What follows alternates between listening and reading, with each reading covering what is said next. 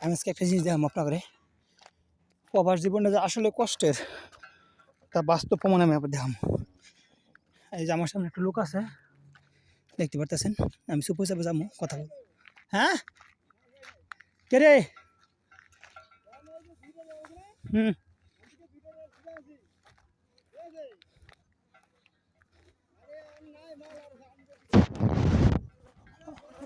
ও দেখেন 8 ঘন্টা কোদাল মাইরা 8 ঘন্টা।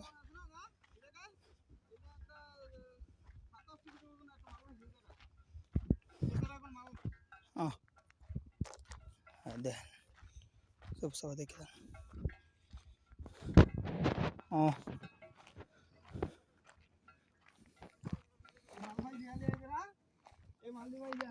মাশাআল্লাহ,